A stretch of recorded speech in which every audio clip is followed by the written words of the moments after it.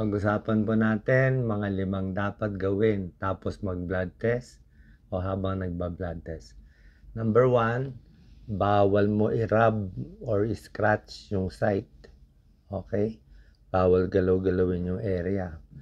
Number 2, bawal magbuhat ng mabigat. Yung ginamit, kung saan ka tinurok, huwag ka magbuhat ng mabigat.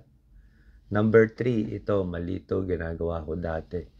Yung pagka-blood test, pagkaturok, ginaganyan natin. Diba? Iniipit natin. Mas hindi daw maganda yon. Ayon dito sa Singapore, baka daw magkaroon ng pasa.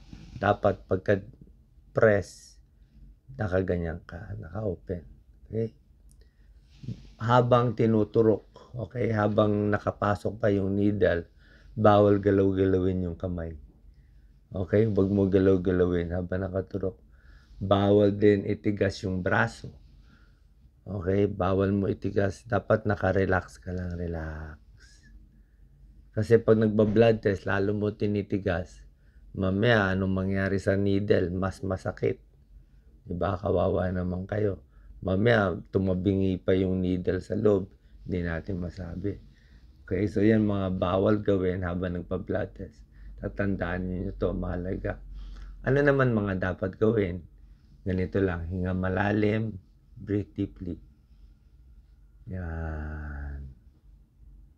Ang dapat gawin, lagyan ng bulak, lagyan ng band-aid, tapos i-press natin 5 minutes to 10 minutes.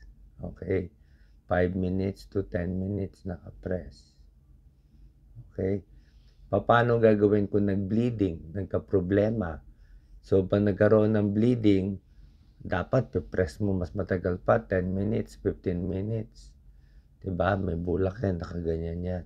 Pwede rin itaas yung kamay above the heart para yung pressure ng bleeding mas konti.